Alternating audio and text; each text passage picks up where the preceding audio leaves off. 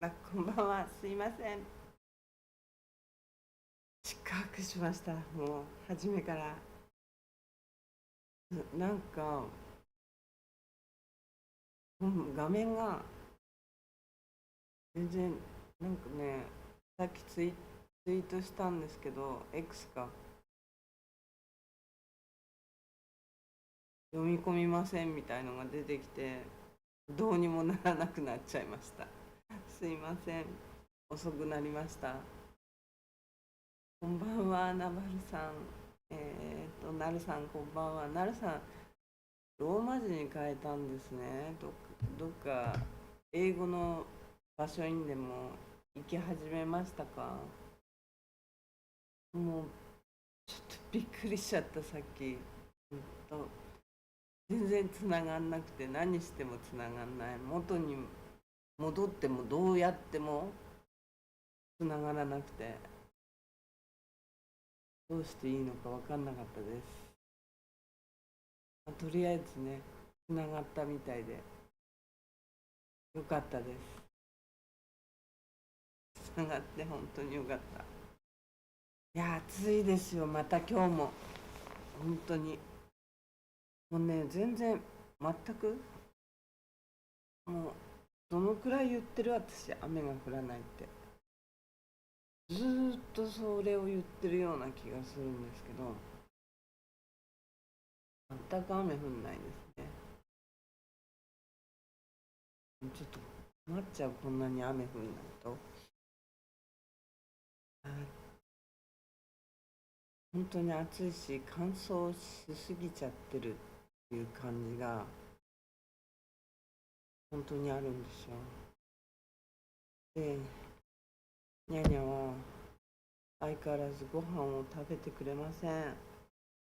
全く食べてくれない。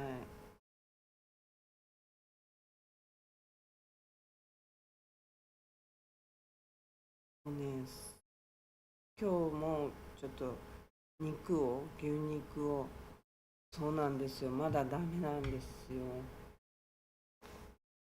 牛肉を乗せてあげたんですけど、全く近寄らない。なんかね、たまにちょっとだけカリカリって食べてたんですよ、昨日。でもほんのちょっとだけだったんで、2、3個食べてはやめるっていう感じだったのかな。だから、ちょっと心配なんですよね。今日もちょっと牛肉のちっちゃいスライスをポポって置いたけど、まだ無視して全く食べないですね。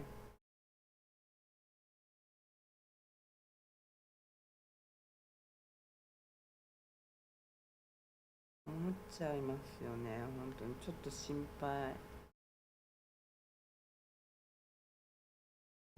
すぎて、ちょっとね、どうしようと思ってます。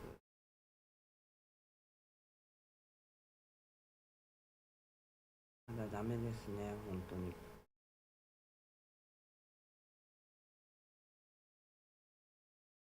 なるさんちもありました？猫ちゃん飼ってるんですね、なるさんちも。自分猫ちゃん、僕も来て2年なんですけど、まだわからない、どうしていいのか、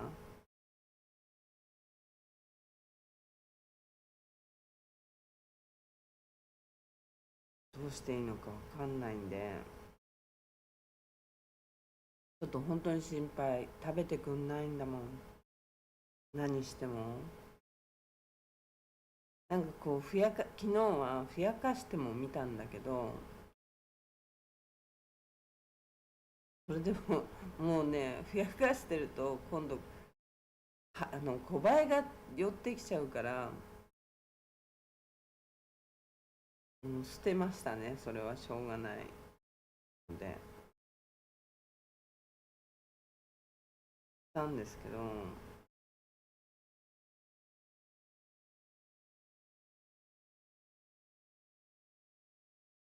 今日も食べなかったらちょっとどうしようかなと思ってるんですけど、全く食べる気配がないんですよ。うちもありました。なるさんちもありました。2日ぐらいで食べたの。2日ぐらいで食べてくんないんですよ、うち全然。ももうね、1週間近く経っちゃうから、6日目かな。6日目かなんかなんで、かなり不安です。音楽も入ってなかった。すいません。全く食べてくれないんで、ちょっと不安ですね。体おかしくしちゃうと、またもっと食べなくなっちゃったりしたら、ふやかして、もうダメだな、仕方だしな。今日はカリカリの上にまたお肉を乗せてっていう感じなんですけど、全く仕方してるから、チュールさえも食べない状態でいるんで、で食べたんで、もう6日ぐらい経ってるから、ちょっと本当に心配ですね。明日で1週間になっちゃうから、そうなってくるとね、やっぱり胃とかおかしくなんないかなって本当に思っちゃうから、本当に不安です。本気で不安ですね。どうしよう。誰かよかったら教えてください。何が上がってんのこれ。ちょっと待って。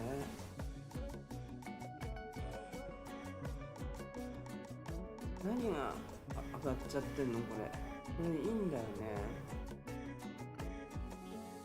思ったより本物だったってなってるよねこれ。あれれれれ。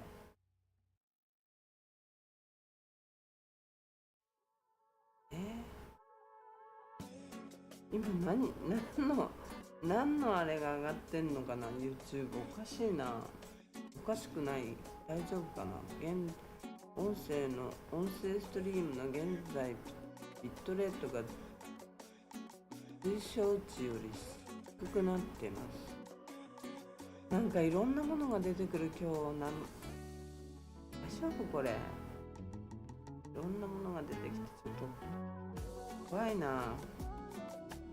今日は全然立ち上がんなかったし、今は今でなんかで消えた。接続状態は非常に良好に変わった。なんかどうしちゃったのこれ。変だわ。ネットがおかしいのかな。がおかしかったのかどっちかわかんないんですけど、ちょっと今も不安ですね。なんかねOBS の方じゃなくて YouTube のスタジオの方にいました。再接続中。これ何これ。大丈夫かな。つながってます。再接続に成功。嫌だな。成功。また再接続トライ中。なんだこれ。おかしいな。ちょっと本日何かがおかしいです。インターネットがダメな感じ。接続されたり切れたり。つながってるかな。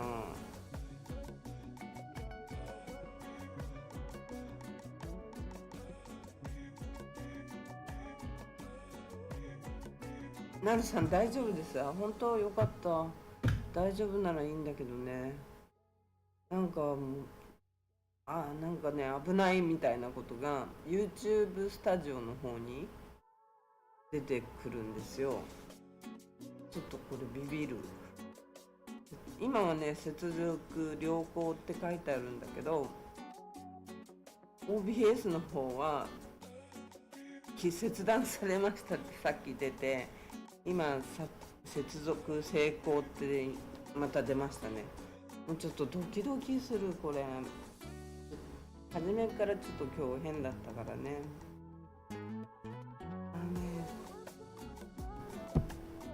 今日はドル円はどこ行っちゃったのかな。入ったのかな。うろうろしてるんだ、同じところを行ったり来たり。でも145円50はまだ行ってないんですね。もう一回下掘りに行かないと上も行けないのかなみたいな感じになってますけど、ふらふらと。今日なんか指標ありましたよね。でもね、指標あって、それで下がったのかを、まあ同じようなところにいるから下がったのか上がったのかは分かんないけど、同じ145円の真ん中ぐらいをずっと行ったり来たりっていう状態で、そのうち一回ポンと下げて上行っちゃうのかな。どうなんだろう、ちょっとわかんないね。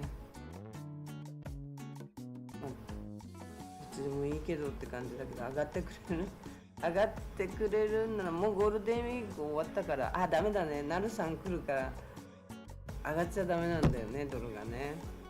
そうだ、なるさんが遊んで終わってからじゃないとドルが上がるのはやめた方がいいんだっけ。そうだよね、そうだよね。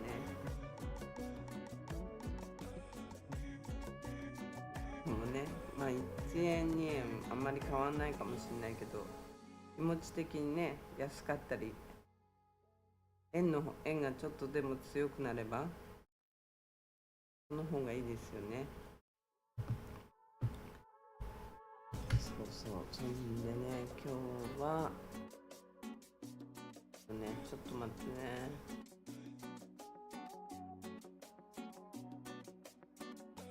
ユナイテッドのページを見たら、火木日で5時半出発っていうのと、なんか中途半端な時間の出発が2本あったんですよ。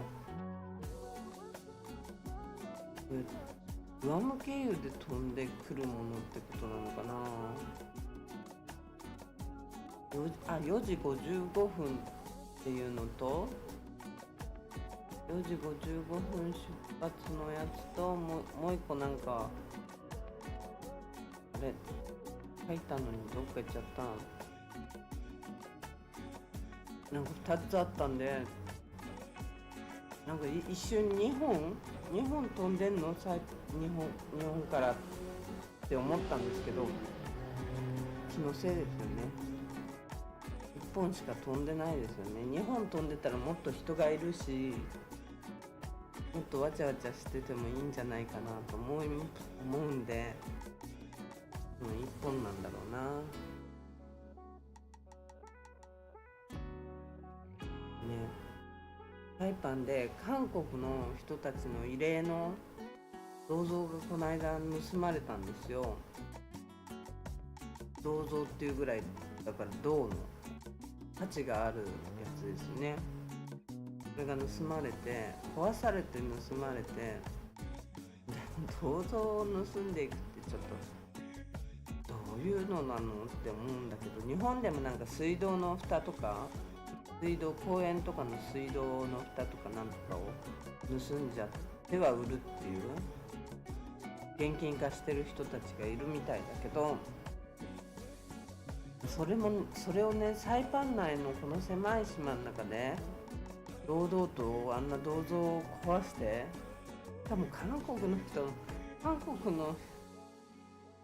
ってやっぱりサイパンで亡くなってんのかなっていう、ちょっとその辺のことがよくまだ調べてなくて、あまり詳しいことは分かんないんですけど、戦争時代にやっぱ亡くなった方の慰霊を立ててあるんですけど、その銅像をねバコーンって壊して持ってって現金化をここでしてるんですよ。ここの島の中のリサイクルショップでしてるんだけど、ちょっとありえないと思うんだけど、日本でも盗品を購入したりするとそこで罪になるじゃないですか。で、日本だとどのくらいの罪になるのかな。サイパンでも一応罰則があるんですよ。そういう盗品を買った人、金額の差で変わるらしくて、1000ドル以上だと5年、1000ドル以下だとまあ軽い罪みたいな感じになるんですけど、日本だと盗品をこういう風に売りさばいちゃったりすると10年ぐらいで、50万ぐらい、倍ぐらいの罪になるんですよね。で、サイパンだと5000ドルぐらい、金額罰金としては同じぐらいなんですけど、5年だけど、こんだけサイパンに今泥棒や強盗、窃盗本当に多い、めちゃくちゃこんなに多くて、銅像盗むなんて本当にありえない本当天罰下れって感じなんだけど、そういうものを盗んどいて買う人がいるから盗むんであって、本当に今回もリサイクルショップの名前は書いてあったんですけど、そういう人たちが今までサイパンの箱において大きく取り出されてるような記事が見つかんないんで、罰せられた人がいないんじゃないのって感じなんですよ。だから普通に泥棒が物を盗んで売れる環境がこの島の中で整っちゃってる。知らなかったでは済まされないみたいな状態なのに、リサイクルショップだったりしたら普通に分かると思うんだよね。この人はそういう系の人とか、そういう系ではない人と、ただ単になんて言えばいいの、あれ本ショップってなんだっけ、日本で言うと土屋さんみたいなとこか、土屋さんみたいなところで、買ったり売ったりするんだけど、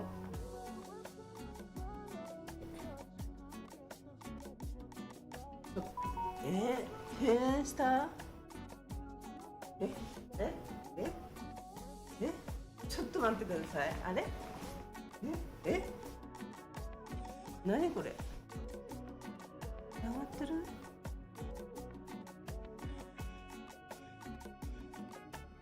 えええなるさん、さっきのは大丈夫だけど、これは今回は繋がってる？ねダメ。ちょっと待って。どういうことこれ？何これ？ちょっとお待ちください。少々お待ちください。何どいて。ちょっとごめんなさい。どいて。ご飯食べて。なんで消えちゃったの？なんで画面消えちゃったの？なんかした？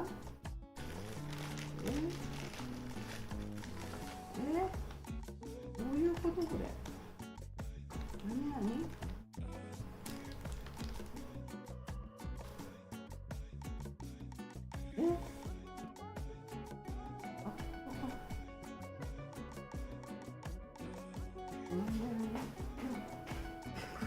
ちょっと画面消えてるんですけど、私すいません。画面が消えてんだけど、ちょっとどうなってんのこれ？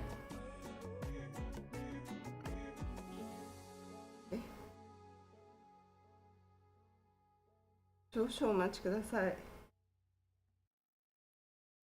ちょっと画面消えてるよ、これどうして？つながってる？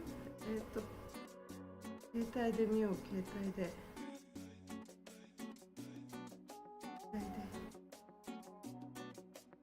ってんの？ゴロゴロゴロゴロゴロ。ねえねえダメ。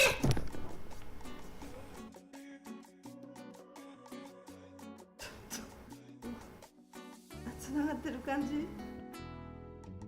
つながってる？これつながってるよね。あれ違うの？どういうことこ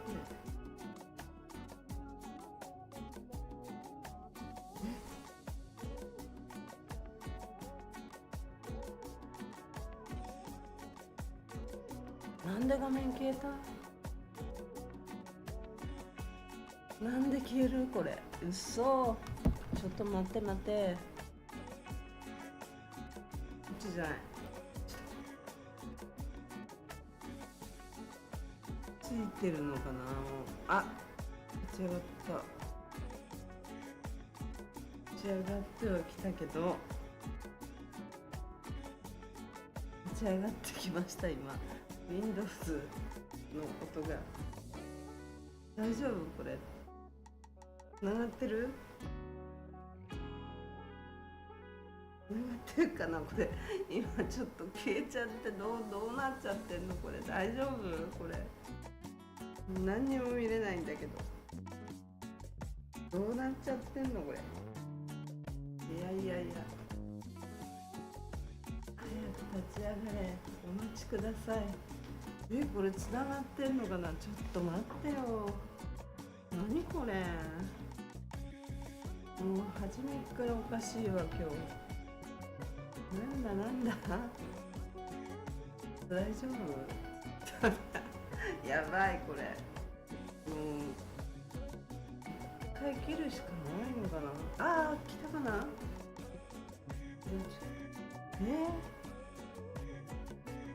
どういうこと？どういうことこれ？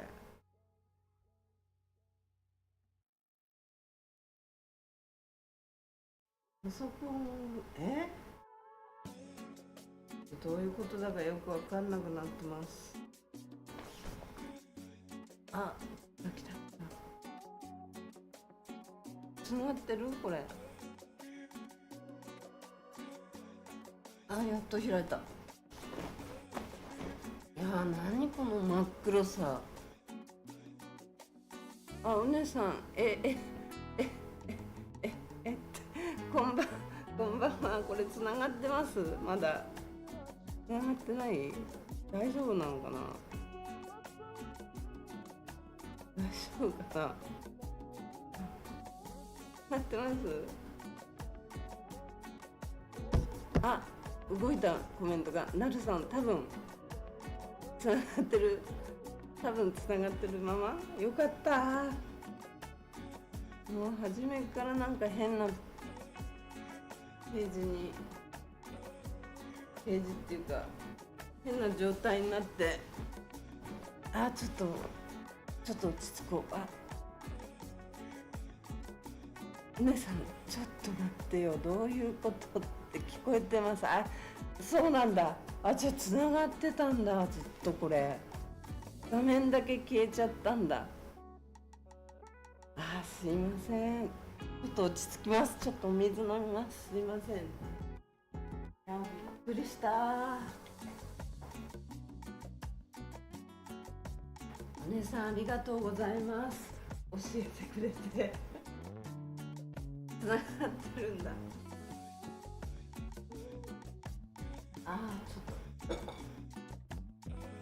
ちょっとなんかこんばんはって。姉さん改めましてこんばんは。ありがとうございます。本当ね、初めから今日は YouTube がまずつながらなかったんですよ。つながらない状態で OBS から配信いけってやったらライブを配信っていうのが押せるようになるはずなんですけど、それが全然ならなくて、15分ぐらい100回ぐらいって言ってました。本当お姉さんすいません。もうね焦りました。本当に今めちゃくちゃ焦った。画面が真っ暗になっちゃって、でどうしたらどこいじっても画面が黒い状態で、いきなり Windows の音が鳴り出して、立ち上がる音、いやいや落ちてないのに、だから落ちちゃったのかと思ったんですよ。終了されたのかと思ったら、 Windows の音が鳴ったのにもかかわらず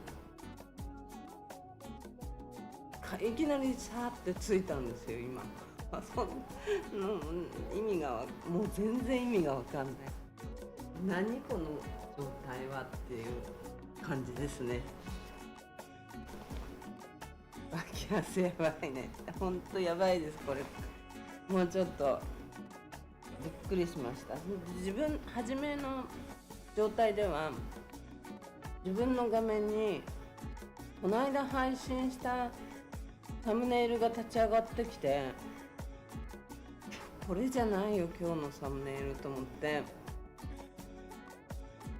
とにかく焦りまくりましたね。で今何の話してたんだっけな。銅像の話、韓国の銅像が盗まれちゃった話、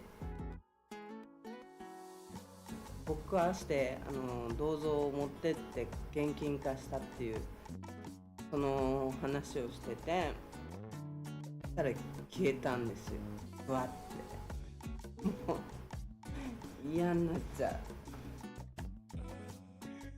そんでね、サイパンではこれで買った人、盗品を、明らかに銅像なんか盗品って分かりますよね普通に、多分きっとそう思うんですけど、その盗品を盗んだと思われるものを買った人は普通に犯罪になるはずじゃないですか。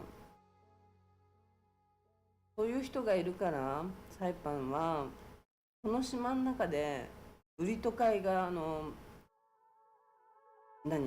成立しちゃってるから、結局はやる人が減らないでね。そうやって買ってくれる人はそれなりのルートがあるから買うんでしょうから、銅とかならね、インゴットにしちゃえば分かんないから、まんま売ったみたいですよ。まんま銅像のまんまリサイクルショップに持ってって売ったみたいです。それを買ってでリサイクルショップで発見されたのか、リサイクルショップの人がこれじゃないですかって名乗り出たのかは分かんないですけど、まず買わないでしょ普通は。まんま売るんですよこっちの人は。インゴットとかにねするっていう知恵もないのか分かんないですけど、それで一応戻ってはきたみたいなんですよね、その韓国の銅像ぶっ壊れて。だからそのリサイクル屋さんが今度はそれをインゴットとかにガーって溶かして売るわけだと思うんですよ多分。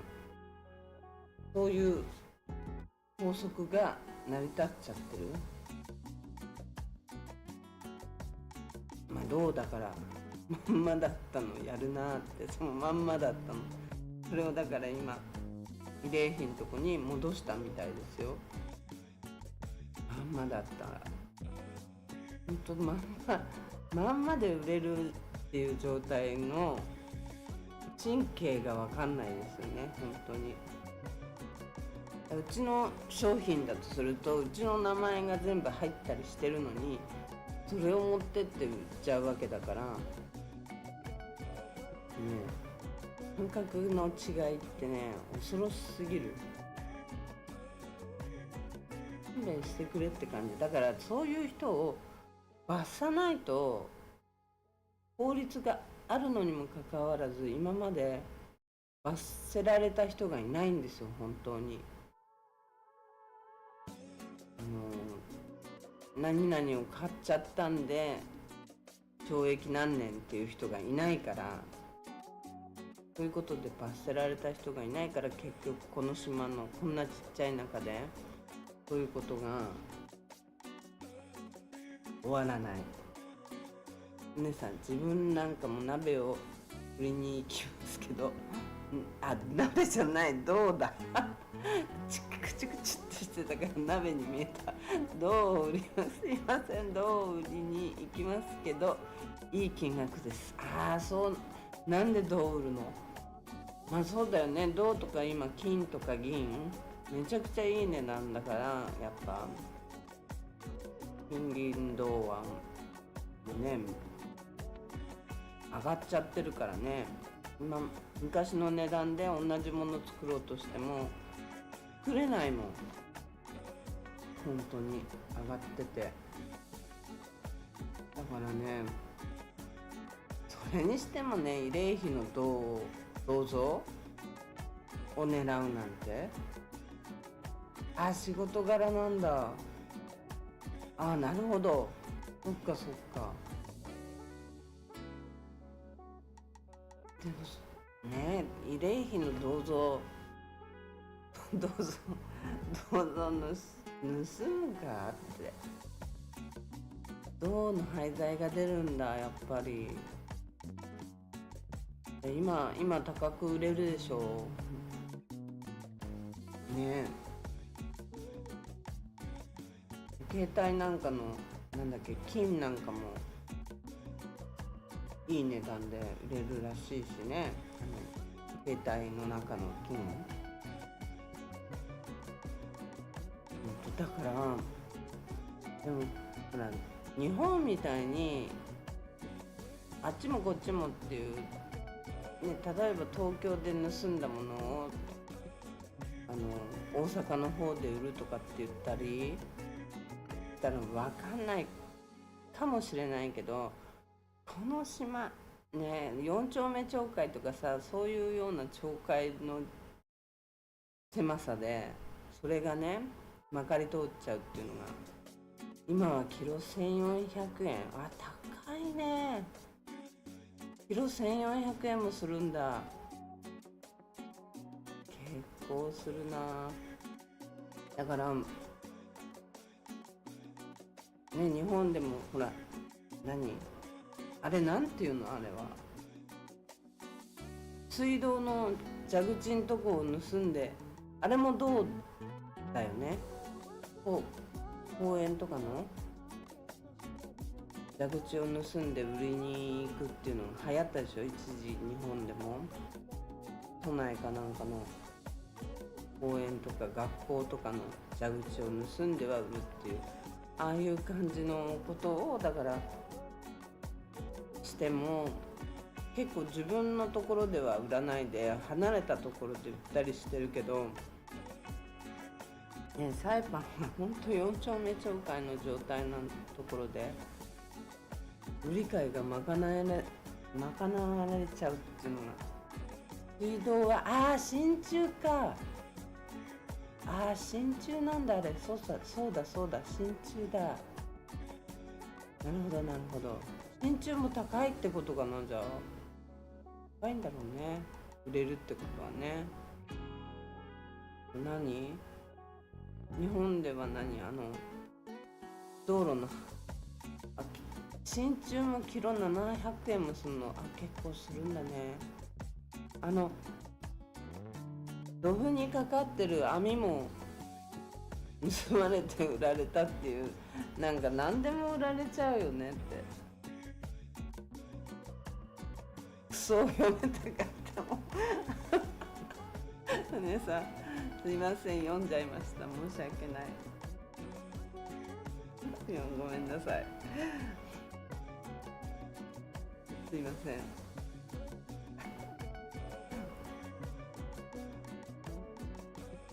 もうなるさんまで笑わない。笑うとこじゃないです。で、まあね、あんなもん盗んでて、本当にそういうのをねまかり通っちゃう社会を作ってるっていうのがね、もうダメだよね、本当に。買う人もいるわけだから、この間も話したかもしれないけど、あのそういうものが必要だからっていう人がそれを泥棒の盗賊の人に頼んで、それを工事現場から盗みに行って、ほんでまたその人に頼まれた人に売るっていう、安く売る。100ドルとか、例えばもう300ドルぐらいするものが30ドルとか40ドルぐらいで手に入る。もちろんお得だけど、それやっちゃいけないことだからっていうことがちゃんとはっきりしてないからやる人がいるわけだから、ちょっと見えないんだよね。でね、記事を調べてたのね、昔の過去の記事過去の記事を調べてたら、ゲーマ抜けのやつもいて、なんか工事車両の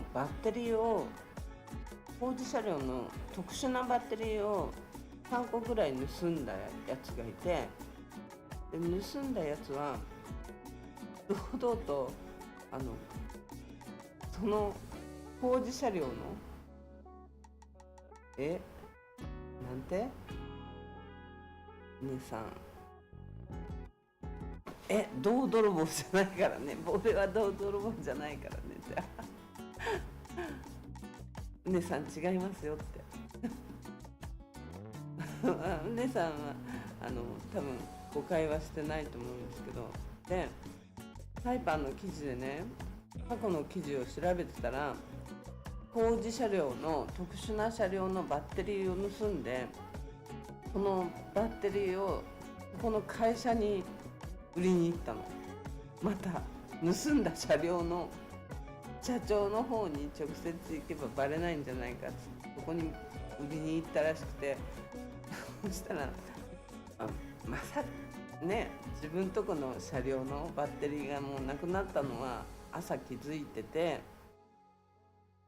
もう分かってるわけだから、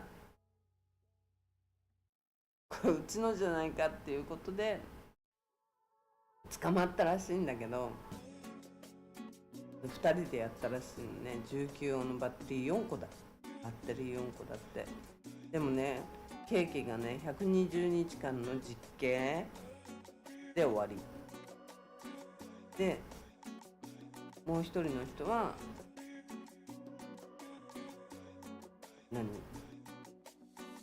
何も受けなかったみたいなことを、保護観察処分って保護観察処分違反なんかね、もともとだから窃盗かなんかでもう捕まってた人らしくて、バッテリーは鉛です。振り仮名振ってあるありがとうございます。振り仮名振ってくれて、バッテリーは鉛なんだね。でも鉛っていうよりも、だからそこの会社に、うねさんの会社から盗んだものを夜になって、朝盗んだものを夜になって売りに行って捕まったって感じ。バカじゃないのっていう状態なんだけど、それがまかり通っちゃっている状態の島なんだよね。だから平気だと思って売りに行ったわけでしょ。結局平気じゃないだろうって鉛も売れんの？あ、そう。鉛ってだって釣り竿の釣りの時とかにこうつけたりするの鉛だよね。あれやったっけ？なんかつけるよね、重りで。ああいうのでもダイバーさんなんかが海に引っかかってる釣りの糸と鉛、ああいうのは拾って帰ってくるよね。海が汚くなるのもそうだけど、その鉛をこう溶かしてウエイトにする、ダイビング用のそういう使い方してましたね。海もきれいになるし、ウエイトも増えるしっていう感じで昔使ってたの見たことありますね。だから鉛売れそうだよね、釣りの人に。鉛ってでもそっか、バッテリーの中にあるんだ。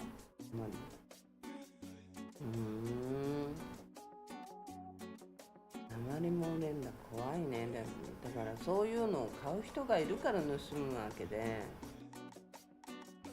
もう買わないって言って断固として言ってもらわないと本当何でも盗まれちゃう。だって昔うちの商品の名前が入ってないやつがあったの。それを隣の隣の隣の隣ぐらいで売ってましたね。盗まれたやつが1週間後ぐらいに。でそれを警察に言っても、警察はその店も罰しなかったし、犯人も見つけなかったし、その商品も私に返ってこなかったんだけど、意味が分かんないんだよね、ほんとこの島でさ。車のバッテリーで2000円くらいで売れるの？使えないものでも？使えないバッテリーが2000円ぐらいで売れちゃうの？すごくないそれ。使えないバッテリーが2000円ぐらいで売れちゃうのかな。使えるバッテリーがだって40ドルぐらいだったな。もう一回言うね、俺泥棒じゃないからね。泥棒じゃないそうです。なるさん、ナバルさん、泥棒じゃないそうです。ねさんは泥棒じゃないよね。大丈夫だよね。大丈夫です。そうね、ハイバッテリーがね、古いバッテリーが2000円ぐらいで売れるんだ。それ知らなかった。じゃあ動くならもっと高いってことだもんね。だからそういうのもさ、ね、ほんと泥棒たちは気にせず自分のお金のためにやるわけで、なるさん、あははって言ってます。そういうこんだけ犯罪が多いのに、そういうね取り締まりをされてないってことだよね。今まで過去にそういうのが新聞とかに載ってないんだよね。そういう業者が捕まりましたよとかさ、買った人が捕まりましたよとか、そういうことが一つも載ってないんだよね。検索しても出てこなかったんで、そういう取り締まりがないから泥棒がやりたい放題し放題になるんだと思うんだよね。そういうとこをさちゃんとしないとさ、観光業が成り立っていかないよね。何でも盗むっていう感覚になってるわけだから、今の状態だとほんとちょっと怖いです。ありえない現象が起きてるんで、この島ではもうここ何年もだよね。姉さん、中身の船の価値だから、廃棄だろうとが新品だろうが、中身の船じゃないわ、鉛って書いてあった。船に見えた。遠くから見たらダメなの。そうなんだね、関係ないんだね。中身はもうあるんだもんね。ちゃんと近寄んないと。ちょっとメガネ掃除します。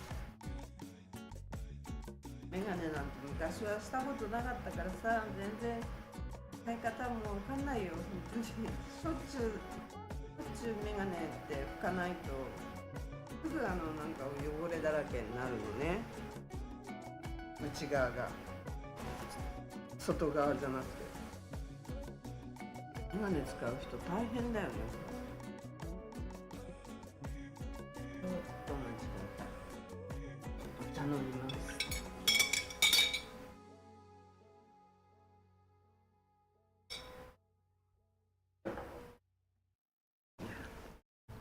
そうなんだね。鉛りがお金になるからって言っても盗んでっちゃうってことだもんね。景気になるとね、なおさらそういう泥棒や強盗が増えるから本当に怖い。でね、怖い怖いでね、めちゃくちゃ怖いんだけど、今日ね、ちょっとあるとこに行ってきたんですよ。動画出そうかな。どこだどこだ。あ、違う違う。またわかんなくなっちゃった。ちょっとごめんなさいね。これかな、これかな。あれ出てこない。どうした。なんで夕日が出たまんま。夕日を消しての真っ暗だよ。違う違う違う。ちょっと待って待って。夕日出て、夕日出て、なんで真っ暗になっちゃうよ。どういうことよ。あ、これも違うな。あれれ真っ暗になっちゃったし。あ、これか。これです、これ。はい。今日のサイパンもめちゃくちゃ暑いです。ごめんなさい、真っ暗になっちゃって。普通にテレビとかだったら放送事故とかっていう感じだよね。今日もね、めちゃくちゃ暑いんですよ。これビーチロードですね。サイパンに着いたらホテルに行くときはここを通ってだいたいホテルに向かうところ。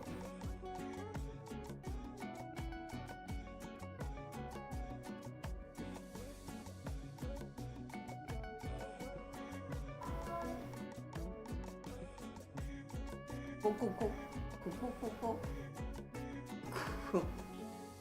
こ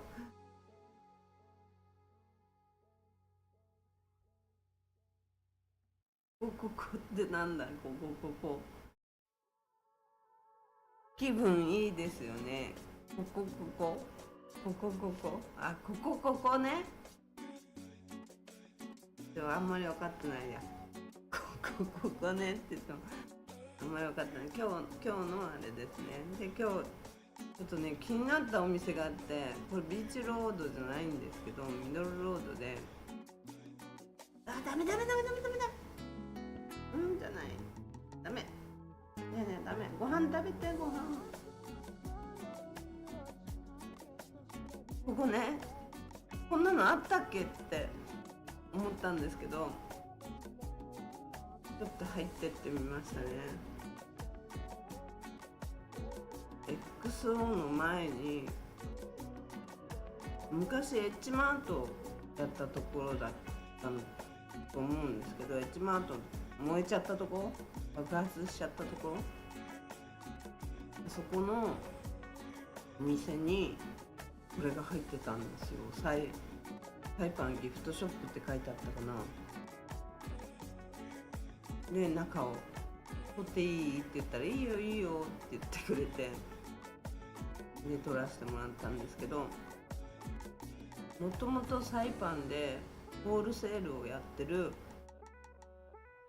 会社がこのお店を出したらしいんですけど、だからホールセールもなかなかこう回んなくなったから自分でお店出しちゃおうか、在庫が置いてあるんだったら出しちゃおうかっていう感じで出したんだと思うんですけど、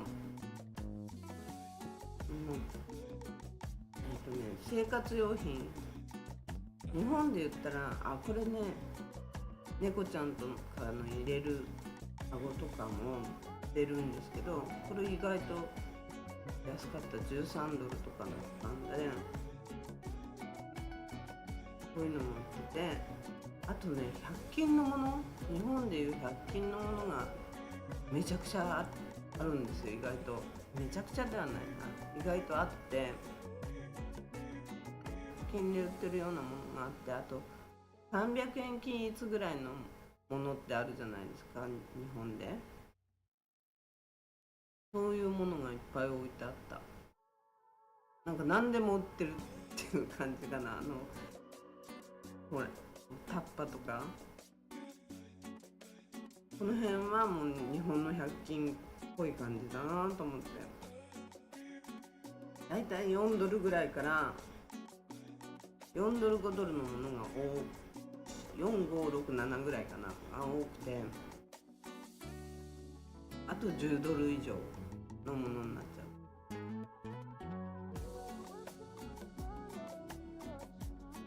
ちょっとね、こういうとこもあるようになったのになって感じ。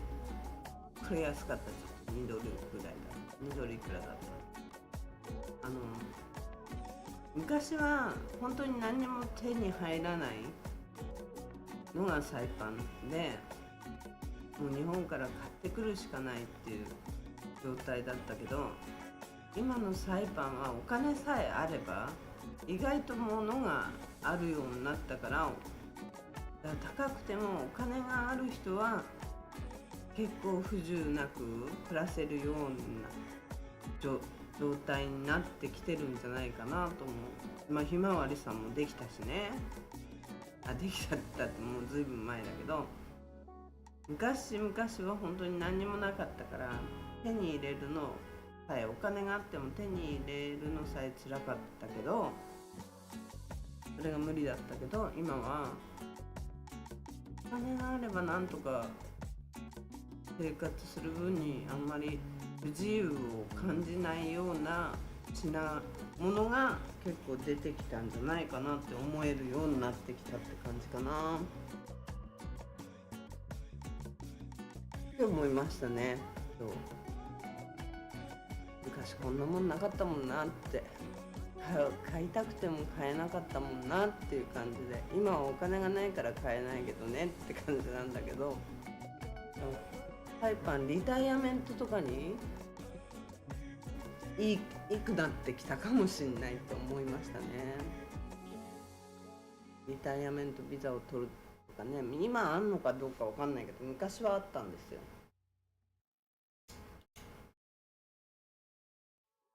リタイアメントビザっていうのがあって、それだと90日間入れて、で1回また出たりするっていう感じだったんですけど、ゴルフとかも安くできたし、ゴルフもね、そのビザを持ってると、当時はだから25ドルぐらいでできたんですよ、ゴルフが。そうやってゆっくり暮らしてる、日本の社長さんたちが結構来てましたよね、その当時。今はみんないないけど、日本に帰っちゃってる感じなんだけど、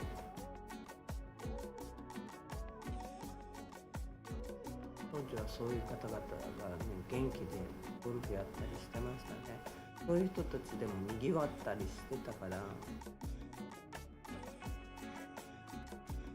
意外と何でも売ってるなって本当思いましたね。中国からなんですけど、ここのお店は本当日本の100均。ビーチサンダルはメイドインジャパンが良いらしい。バイサム。そうなんだ。そうなんだ。メイドインジャパンのビーチサンダル売ってるかな。売ってないと思うけど。今なんていうの、スリッパみたいなやつ、ここにもいっぱい売ってた。家の中で履くのにちょうどいいなって感じのスリッパが売ってましたね。これ100均とかでよく見ますよね。4ドルいくらでしたね。輸送費のコストとか、あと関税考えたら、この値段になっちゃうのは仕方ないなと思うんですけど、枕も昔はね、最後に枕さえ探すの大変だったんだけど、あれこれ低反発の枕かなと思ったんですよ。ちょっとただのスポンジだったんで、ちょっとがっかり。ビーチサンダル10足くらい持っていったもん。そうなんだ、ねさん。すごいな。この辺もう日本の100均って感じ。アロマのコーナーとかダイソー行くと結構ありますよね。この辺はちょっと違うけど、ちょっとしたパソコンデスクとかなんかいろいろ置いてありましたけどね。源平、お姉さん源平ってなんだろう。源平わからないな。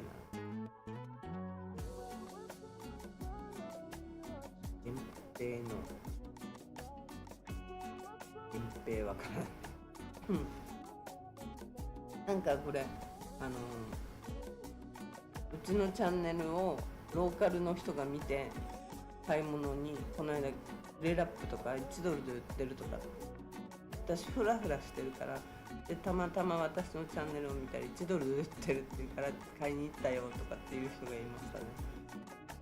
葉山源平知らない聞いたことあるかもしれないけど、葉山源平なんか聞いたことあるような、ちょっとしたね、子供のバッグとかも売ってましたね。葉山源平なんだろう。葉山源平、葉山源平聞いたことあるけど、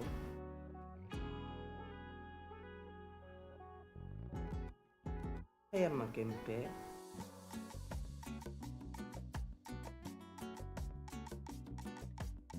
知らないな。ビーチサンダルの源平商店って書いてあるね。ビーチサンダルで有名なんだ。べ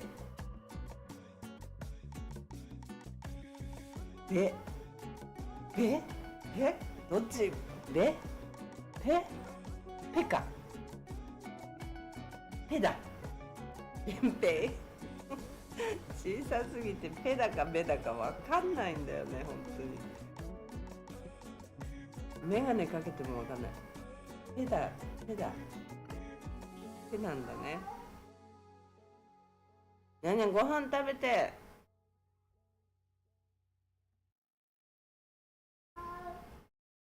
ご飯食べて。ペでしょ。ベか源兵衛ベだ。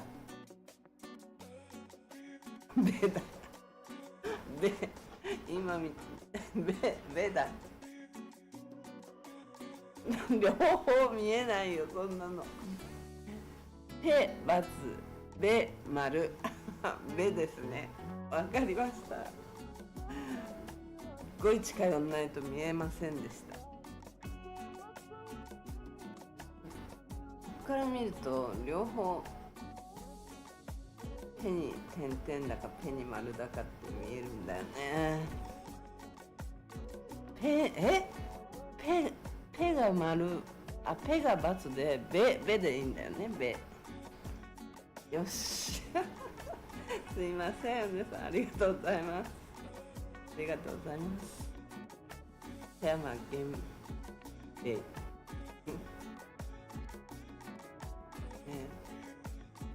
山源平さんですね。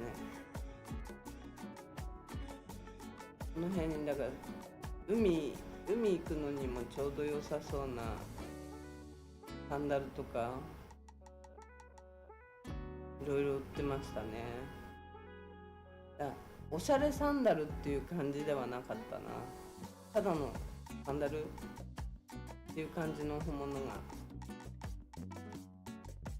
ぱいありましたね。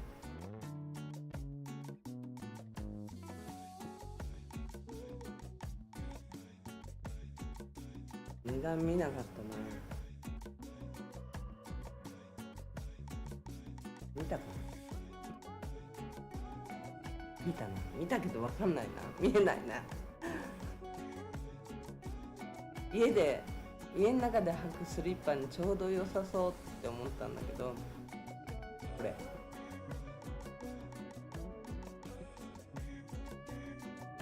スリッパっていうものがサイパンって売ってないんですよね。やっぱ靴。なるさん100均でリーディンググラスをひかりさんちょめ開けようリーディンググラス売ってるんですよ。結構売ってんの。ひまわりでも売ってるし、うちの近所のスーパーにも売ってる。5ドルぐらいで。ひまわりだと3ドルぐらいかな、100均のやつね。で売ってますね。売ってるんですよ。だから大丈夫です。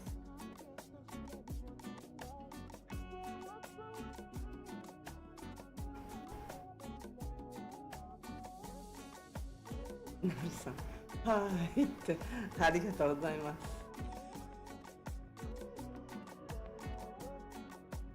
携帯のね、これを置いて、車にこう置いてなんかできるのないかなと思ったんですけど、この間2個壊れちゃったから。これだとでもまた車の中の窓越しになっちゃうから、窓越しの決定になっちゃうからまたダメだなと思って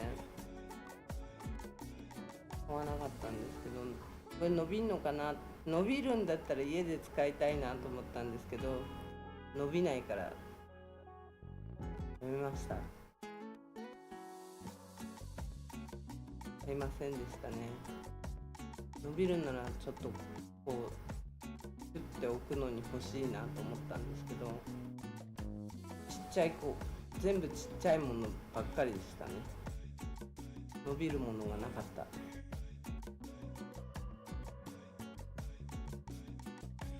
ちょっとした携帯のアクセサリー、100均のものだよね。だからそういうものは売ってました。で、ここはビーチロードのとこですね。車につけるの余ってるよ。バイザーに挟んで使うやつ、今度持ってきてください。こんなのがあるんだ。バイザーに掴んで。ここ知ってるかな、うねさん。見たことあるかなね。ちょっと怖かったんですけど、大丈夫だろうと思って行ってみました。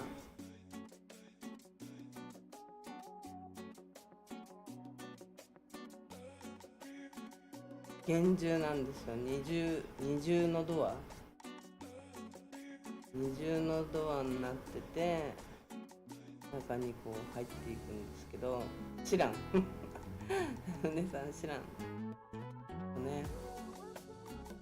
ちょっとね、ドキドキしながらドキドキしなが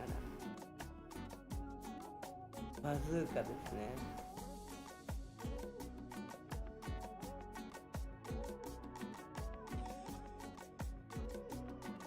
本物ですね。本物、ちょっと本物ですね。すべて本物。バズーカ砲ショップの社長さんたちが説明してくれたんですけど、あまりにも速い映像なんでスローにしたんで、すげえなーってバズーカですね。バズーカ、いろいろ優しく。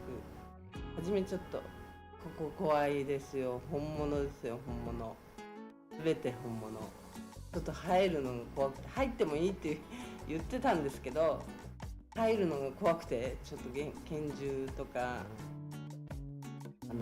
ライフル、本物のライフルとか売ってる場所ですね。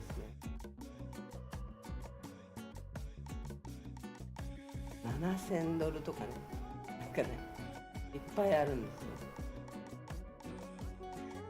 ライフルと、なんだっけ、ショットガンで、あとアクセサリーとか、もちろんこういうガンは持って帰れないけど、日本に持ってったり韓国に持ってったらちょっと捕まっちゃうんで、それはできないんですけど、あんまりね近くでもうちょっと入ってもよかったんですけど、ちょっと遠くて、遠くじゃないと怖くてちょっと入れなかったですね、中に。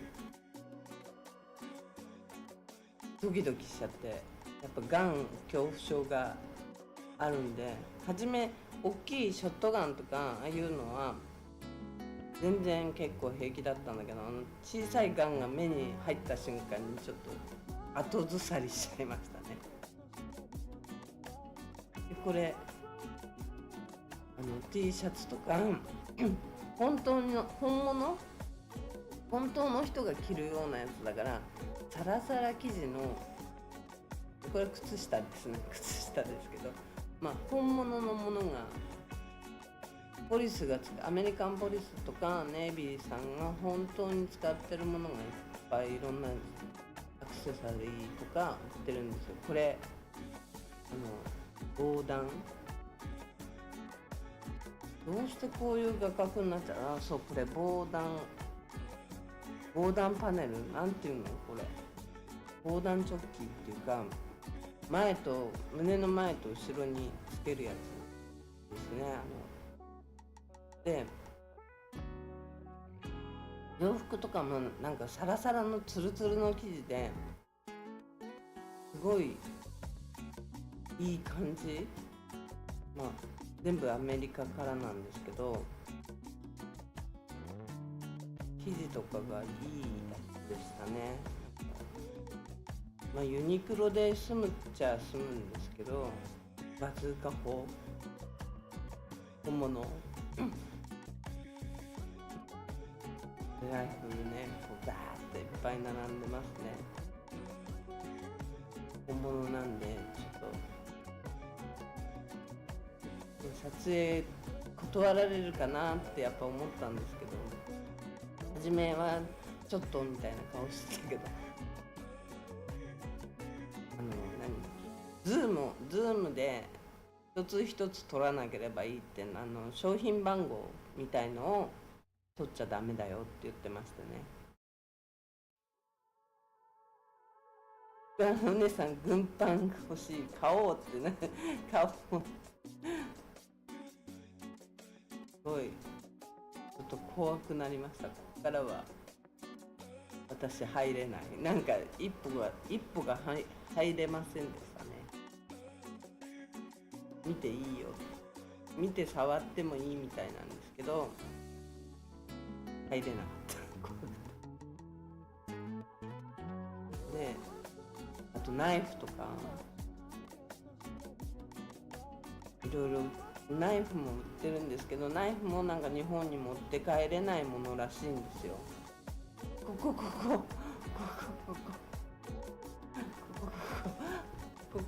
ってさっきなんか言ってたよね。なんか言ってたよね、さっきね。ナイフをね、ちょっとね、やっぱダメらしいんですよ。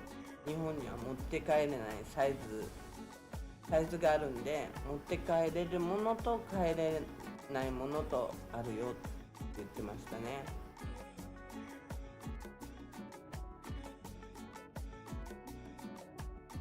この間のお祭りとかでもフェスティバルでもこういうちっちゃいなるさんもここってなるさんここって思ってないでしょ。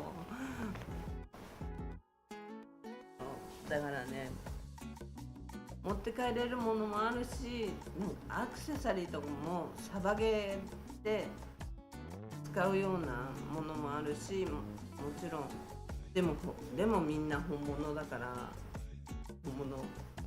本気で使うものなんで、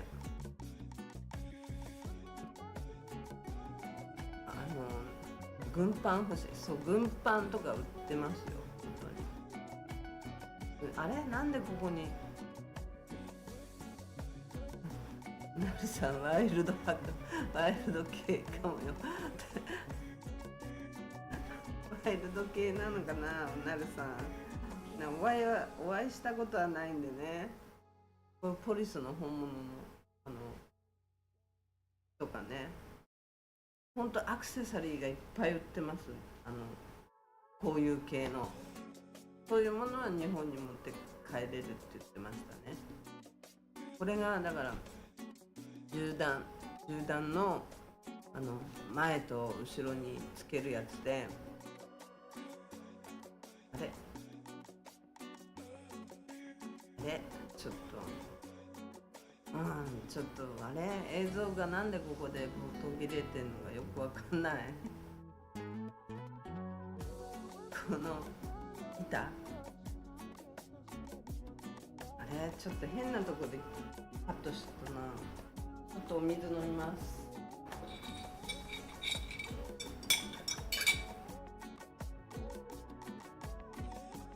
日本で手に入らないような店員さんお姉さん店員さん、この方は社長さんですね。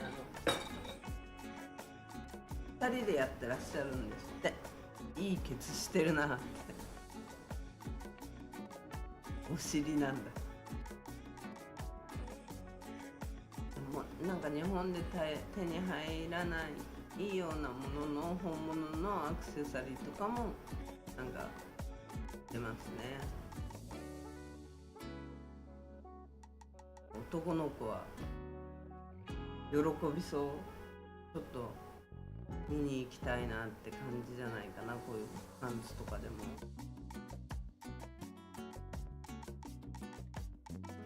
パンツとかシャツとか T シャツとか、あとバッグ。このバッグは行き過ぎなんだけど、これはライフル用のバッグらしいんですけど、これじゃなくて小さめのバッグとかがあるんですよ。結構なんかね、かっこいい系のが、ここ行きたいの行きたいが違う感じになってる。なんかヤバそうな感じになってるけどお姉さん大丈夫？ここ行きたいでしょ。なんか行きたいと思う人いるんじゃないかなと思った。バッグとかが男の人がちょっと持つのにかっこよさそうなのとか、これじゃないですけど結構売ってるんですよ。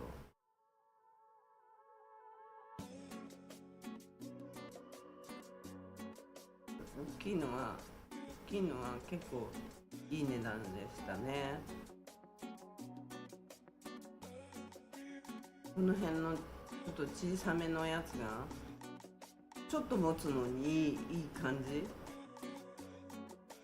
じのがありましたね。リュックがかっこよかった。リュックサックがね結構かっこよかったんですよ。ヒップバッグかホルスターバッグ欲しい。なんだそれ。ヒップバッグもホルスターバッグもどんな感じのものかわかんないな。なんかちょっとかっこいいのがねありましたよ。ここの横の方なんだけどちょっと映ってないのかな。撮ったと思うんだけどな。オートバイに乗るときにそういう系のバッグがありました。ちょっとかっこいいめの。そんでこれ体の前と後ろにつけて防弾チョッキの中に入れるやつ。これ一番上のはすごくはないけど意外と軽かったんです。2番目のはちょっと重くて、3番目のは片手で持てない。でこれ1枚の値段がなんと 1枚目の一番軽いやつが$1200、一番重いやつが800だから$600。めちゃくちゃ高いの。ライフルも通らないとか言ってたけど本当なのかなって感じで、そういうのも弾を通さないやつらしいですね。連れてってくださいぜひですよ、ぜひね。来たらねお連れしますよ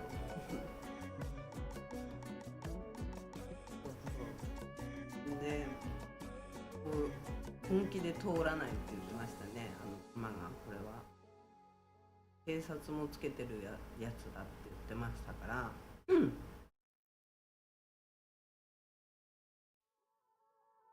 ほらこの辺のリュック、そういうバイクとか乗るときにちょっとかっこいい系のが多いんですよ。ちょっとなんでもないんだけど、ちょっとデザイン性とかそういう、なんつうんだろう、ちょっといい感じでしたよ、生地にしても。こんなのいいなって思いましたね。まあそんな感じです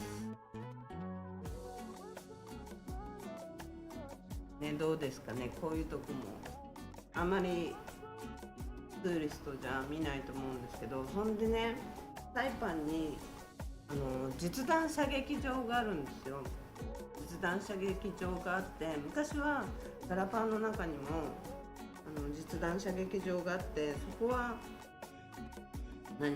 室内でやるとこだったんですけど、例の事件で絶対に丈夫だよね。絶対に丈夫だと思いますよ。本当に自信ありありでしたね。もう見た感じもね、めちゃくちゃ丈夫そうだった。本当にちょっと違う。で軽いのよ。また軽くて丈夫そうで、なんだっけ、実弾射撃場があるんですけど、昔はガラパンの中にも1個あった実弾射撃場があって、でここは、ご存知かと思うけど、ライフル射撃事件、乱射事件があってクローズしちゃったんですよ。何年前だったか忘れちゃったけど、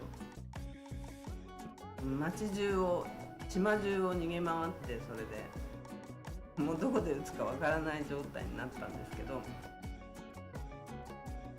そういう事件があって、そこはクローズしちゃったんですけど、で今シューティングレンジが屋外のとこが一つあるらしいんですよ。でなんでシューティングね、実弾射撃はって聞いたら、$160で10発しか撃てないって言うんですよ。なんじゃそりゃって言って、グアムだったら30発ぐらい撃っても$50ぐらい、$30ぐらいだったと思うんですけど、まあ室内ですけど、グアムも室内と屋外があるんですけど、グアムはね結構な数あるんですよ、打てるところが。室内でも屋外でも。でもサイパンはさっきのお店カード使えると思いますよ、普通に。カードのあれ貼ってなかったかな、貼ってあったような気がするけど、入り口かなんかに JCB とかそういうのだったような気がするんだけどな。でサイパンはそのシューティングレンジが1個しか今ないんですよ、その屋外の。でところによると2個も3個も作れないようになってんだって。利権の問題なんだと思うんですけど、で作れないんだって、いいところを聞いたよとかって言われたんだけど、こんなね1個しかないなんて、1個しか作れないなんておかしいだろうと思って、ちょっと調べてみたんですけど、法律的には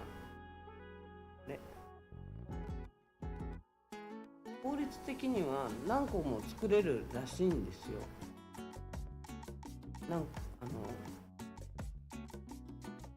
2019年にもう作れるよってことになったらしいんですよね。昔は1箇所だけしか作れないっていう状態だったらしいんですよ。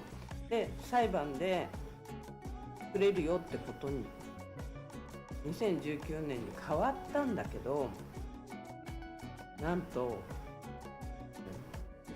作るのにあたってどこだっけな、毎月、まあこれでもね、シューティングレンジをやろうと思えばやれる状態でいて、100万ドルの損害保証保険をかけないとライセンスが下りない、あの許可が下りないそうなんですけど、月に考えたら100万ドルの保険っていうのは月に考えたら800ドルとか1000ドルぐらいの値段なんで、ね、ツーリストがもしいっぱい来てればの話だけど、まあでもローカルの人もシューティングレンジは使うと思うんで、普通に賄えるような金額だと思うんだけど、それでもなんかね、怖いって言ってたんで、なんかね、作れないんだよって言ってたんで、多分利権の問題が絡んでて作れないんじゃないかなと感じましたね。で、ライセンス料なんかで言ったらグアムは100ドル年間ね。でサイパンは5000ドル、まあ、保険料は別として、全然ちょっとグアムと体制はやっぱり違ってて、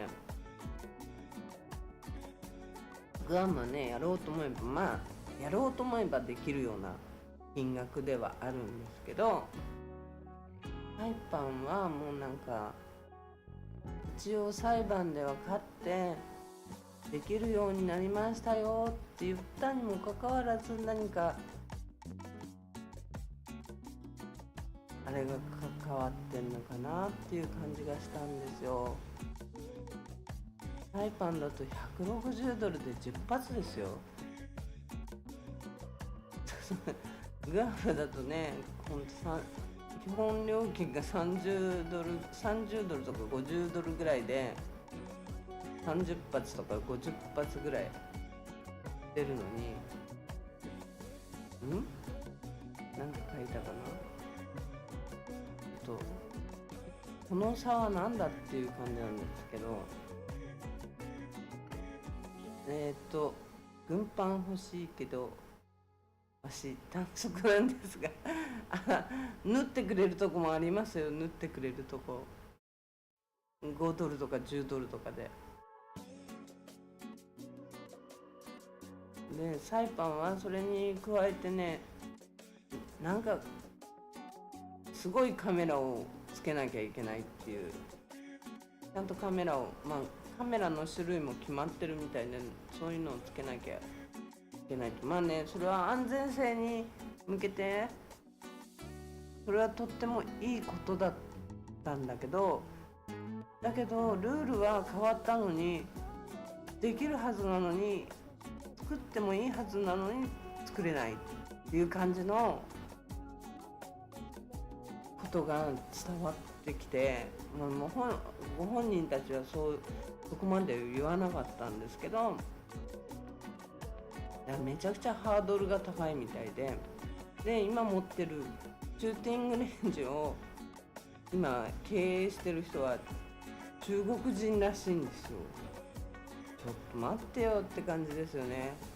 この間電気の自由化っていうのがあって、インターネットこういうシューティングレンジ、みんなもしも全部中国系の人が関わってしまったら、サイパンほぼほぼ中国アメリカという名の違う国っていう感じになっちゃうんですけど、牛耳ってるのが結局息の根を止めるスイッチを持ってる人がそっちになっちゃうんじゃないかっていう、そういう不安があるみたいな話も聞きましたね。ここのお店の人じゃないんですけど、ここのお店の後に会った人に、なんでサイパンってシューティングレンジ1個しかないのって話をしたら、そういう利権問題があるんだよきっとって言ってましたね。だからちょっと怖いですよね。電気の自由化だのなんだのって始まって、でこの間電気の自由化の後の日ぐらいに、やっぱり電気料金 6% 上げるからみたいな、値上げするからみたいな、どんな誘導してんだよって感じで、6% 上げんのと自由化とどっちがいいよみたいな、そこチョイスしなさいよみたいに言われてるような気がするっていうような状況下で、今自由化自由化にしたら法律が定まってないから、どんな外資が入ってくるか分かんないわけで、一応日本とアメリカとね、同盟国とかならもちろん OK ですけど、皆さん中国に握られてきてるね。本当こういう感じなんじゃないのって感じがしますよね。なんかプンプンと。だってだからで自由化の法律もそこの外資の制御がないから、結局はどっか裏に日本と同盟国じゃないところの国がついちゃったりしたら、もうライフラインのスイッチを持ったのは違う国ってことになっちゃうから、結構危険ですよね。でほら、アメリカのお金でカポチョ山の山の上にレーダー、サイパンを守るためにつけてるレーダーなんだけど、つけようとしてるレーダーだけど、そうじゃなくなっちゃうね。そのスイッチを持ってるのが誰かって話になっちゃうから、やっぱりちょっとね、この辺は考えないといけないと思うんですよ。考えてんのかなって感じなんですけど、どういう風に回ってんのかなって。あとこの間も知事がほら、オンラインカジノステーブルコインになって連邦に違反になっちゃうからダメですよっていう判断を下したのにもかかわらず、まだやりますよって法の網をくぐってみたいなことを言ってるし、どういうこっちゃねんって。だからそこにも結局は中国とアメリカが今ね、そんなにいい関係じゃないじゃない。関税とかももちろんそうなんだけど、だからビザなんかでも日本人には例えば E2C っていうビザが降りてるのね。日本人や韓国人にはそういうビザが降りてるけど、他の国の人にはその E2C っていうビザが降りないのね。投資家系のビザなんだけど、5万ドルから10万ドルで、そのサイパンでなら起業して運営していいですよっていうビザなんだけど、それは日本と韓国の人が今取れない状態にいるんだけど、もちろん中国とか、バングラディッシュとかそっちの人は取れないのね、そのビザが。そういう国の人を一応はそういう自由化、電気の自由化の時にアメリカビザのラインに沿って取れない国の人はダメですよとか、そういう法律を決めておかないと、やっぱりサイパンがなんか違う国にチャイパンとかになっちゃうよね。本当にね、なんか違うものになってっちゃうと思うんですよ。ここのシューティングのガン撃ってるとこの人も自分たちでシューティングレンジをなんで持たないのって聞いたら、もごもごもごって言ってたんで、なんか言いづらいものがあるんだろうなって察知しましたね。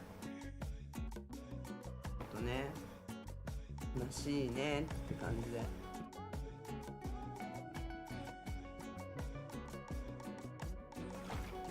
そういうものがさ、もう銃とかそういう系統のものが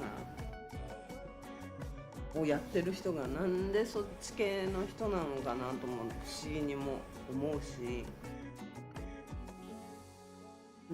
もうちょっとやっぱ3個か4個3個か4個は多すぎるか。グアムでも大きいのが4つか6個ぐらいだから、2個ぐらいあったっていいじゃんね。価格競争が出ない。価格競争が出ないと、ツーリストの人だって$160で10回しか売ってなかったらやだよね。そんだけって思うし、まあもうちょっとね、観光に力を入れるって言ってんなら、こういうところも直さなきゃいけないと思うし、ね、ちょっとね、いろんなとこがね矛盾してるんだよね、政府の言ってることと。なんか5月29日に知事が議員さん全員を集めて、なんか集会を開いてみんなの前でこうなんかを宣言するらしいんですけど、それがね行われたのが過去には2018年、もうかなり前、それが最後だったらしくて、まあ、今の知事じゃなくて昔の知事がその時になんかを言ったらしいんですけど、まあ、何も変わってないんですけど、それより状況は悪化してると思うんですけど、そういうことをね、こういうシューティングレンジ、やっぱ海外に来たから実弾射撃みたいのが初めて旅行する人には特にあるような感じのことだと思うんですよ。アメリカに来たからっていう。私もだって昔にグアムに行った時に、初めてグアムに行った時に実弾射撃行ったもん、昔。なんか一緒に連れられて実弾射撃行った覚えがあるんで、やっぱそういうのは必要かなって。こういうとこ男の子行きたがりますよね。でもね、アクセサリーとかならね、手に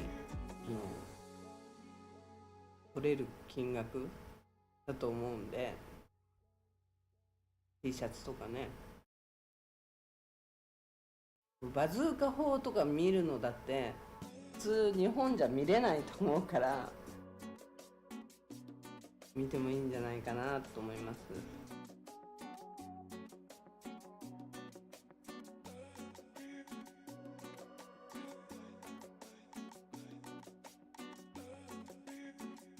なるさん、見ては見たいです。見てみたいね。まだ酔っ払ってないな今日。なるさんまだシラフですね、きっと。多分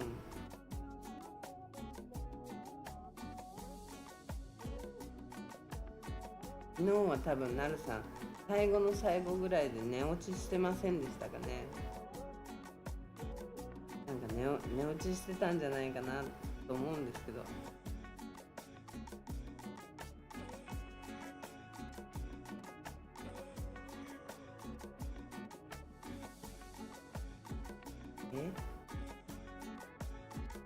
シラフですかねって。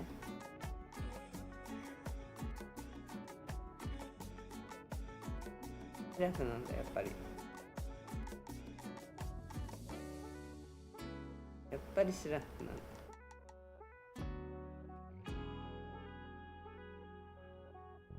こういうとこね、ここの人はちょっと行ってみたいと思ったりするんじゃないかななんて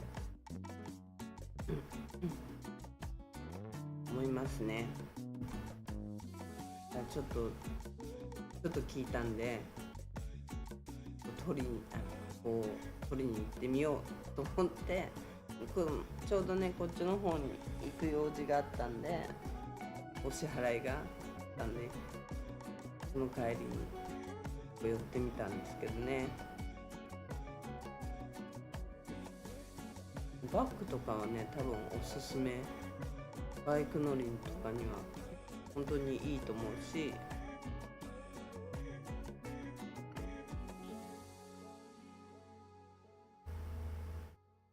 ちょっとお土産なんかにもいいんじゃないかねと思います。なるさん、ですかね、ですかね、ですかね。飲んでますけど、飲んでるんだね、結局は。結局は飲んでるんですね。まだ酔っ払ってないだけですね。こんなとこもあるんだなんて、私初めて行ったんで、ちょっとね、ビビりながらだったんですけど、行ってみましたね。もう建物も立派だし、二重構造のドアだし、や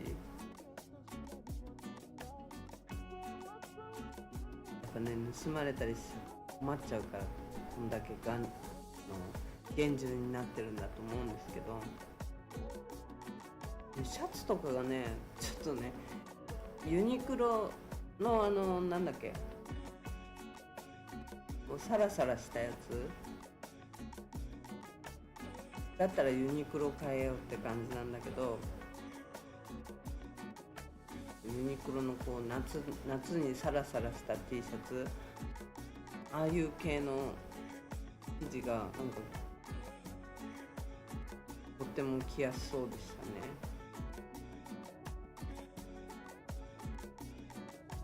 これが全部本物なんだって思うと本当にちょっとドキドキしちゃって、ここからね一歩が出ないのよ。オートバイ好きじゃないんですけどね。お姉さんオートバイ好きじゃないの？そうなの？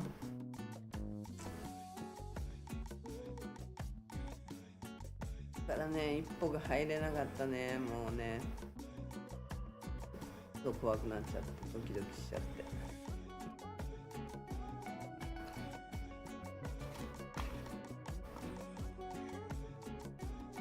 まあね YouTube 撮りに来ましたみたいな、撮っていいですかって聞いた時もちょっとドキドキしちゃったんですけどね。帰れって言われちゃうかなと思ったんだけど、すごい優しい人たちで、いいよいいよみたいな感じで、いいよいいよって感じじゃなくて、なんかしょうがないなみたいな感じで、いいよって言ってくれましたね。でこのオーナーの人はいろいろ説明してくれて、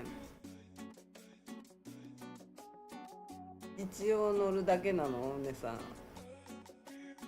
きじゃないのに。バイクの方が便利なのかな。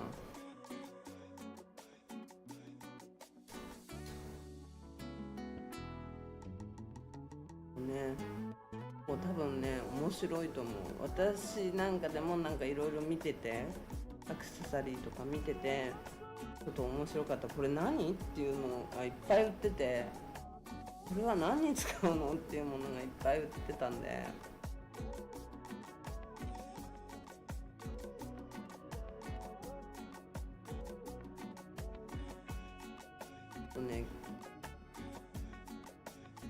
なんでここに出てんのこれ。モザイクいらないとこに、別にいらないとこにモザイクが入ってるごめんなさい。乗ってみたかったんだねさん。なるほど、乗ってみたかったそれでバイクを買ったんだね。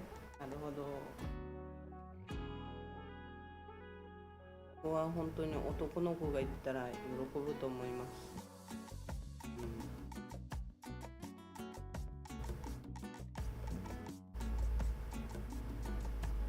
あんなのがね、もう本当にね安いもんじゃないですよね。ああいうライフル避けるものとか、ちょっとあんなに高いと思わなかったけど、大型バイクってもう乗ってみたかったんですね。なるほど、そういう感覚だったんですね。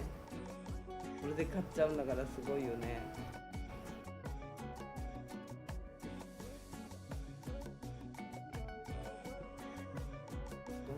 感じで今日は置いてみました。こんな感じです。で、夜も更けてきましたので、それではまた失礼いたしますかな。もうそろそろね。と、もしね、よかったら後から来た方は一番初めから見てください。いろいろ説明してます。口が回ってない、口がもうなんか回ってないです今日。いつものことだけど、そんな感じです。で、皆さん、なるさん、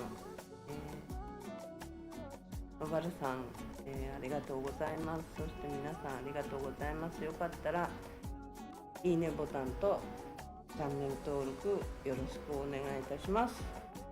また明日違う動画、新しい動画出してみたいと思います。というわけで皆さんありがとうございます。なるさんありがとうね。それではまた失礼いたします。